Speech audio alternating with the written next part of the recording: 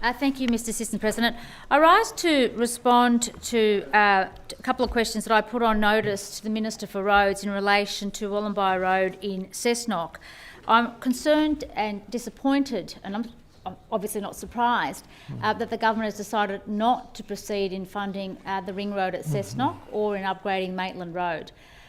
Despite the fact that this government collects billions in coal royalties that directly mostly come from the Hunter region, it's disappointing to see that they're not going to invest back into communities like Cessnock.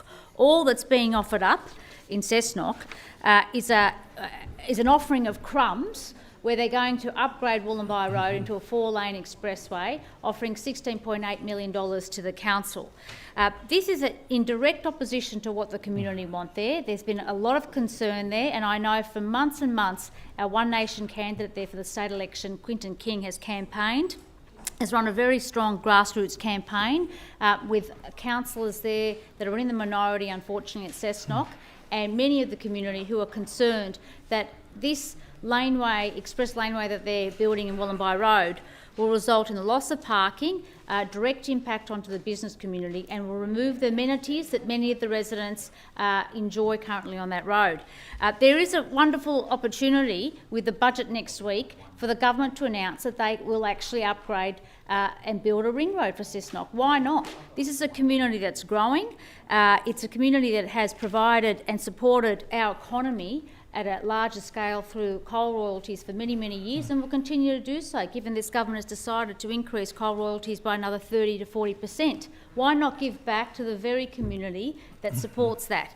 I'm also concerned to read, and I've been looking at some of the Facebook messages and posts from some of the councillors, that there were two particular council meetings at Cessnock, one on the 16th of August, where they moved a tender into preliminary engineering for Wollombi Road. There was a rescission motion moved and subsequently debated at an extraordinary meeting on the 30th of August.